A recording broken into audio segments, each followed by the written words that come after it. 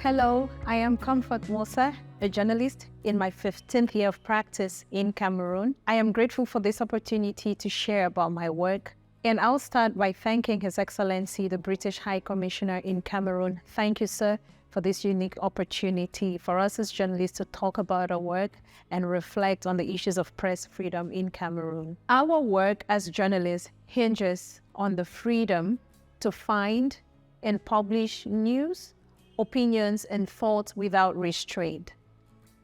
In my practice, however, I have found that there are restraints to the work that we do at different levels. I know when we talk about freedom of the press, people will quickly think about governments and access to information and imprisoned journalists, but the restraints exist at more than just one level.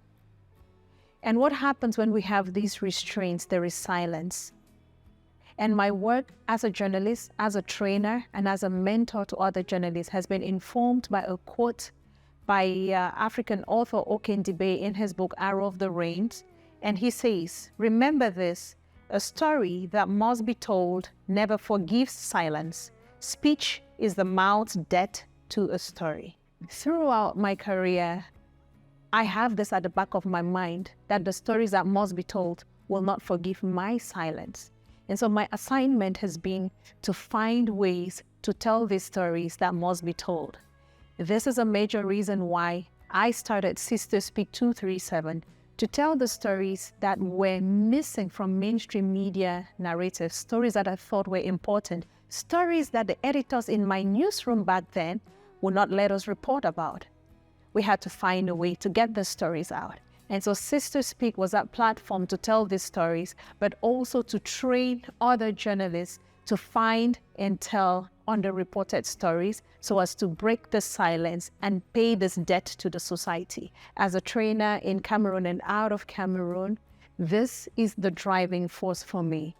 We have had trainings on hostile environment reporting. Any environment that limits the freedom of a press is hostile, because journalists who work in these environments are punished, stigmatized, and sometimes they even disappear for telling stories. But because we must tell these stories, we need to find ways to tell them and stay safe before, during, and after these stories are told. Sometimes it's issues around sexual harassment that makes it difficult for female journalists to thrive in the workplace. Sometimes it's the armed conflict.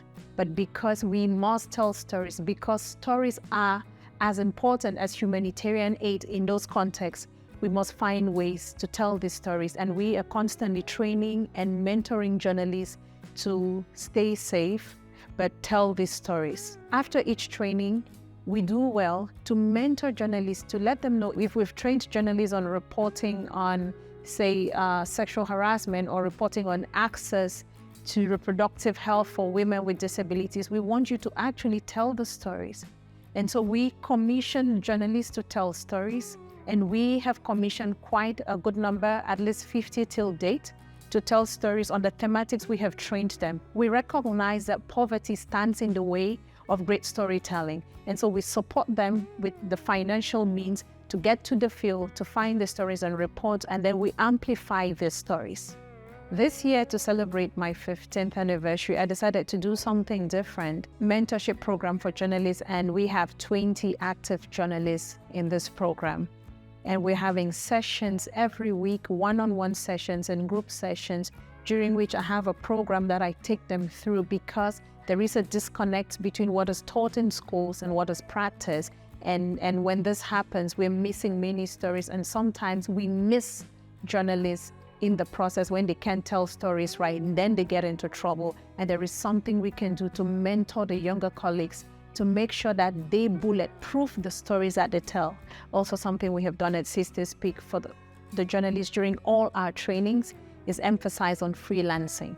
It's a great alternative source of information for journalists, and also an alternative platform for publishing stories that some local media organs would not publish.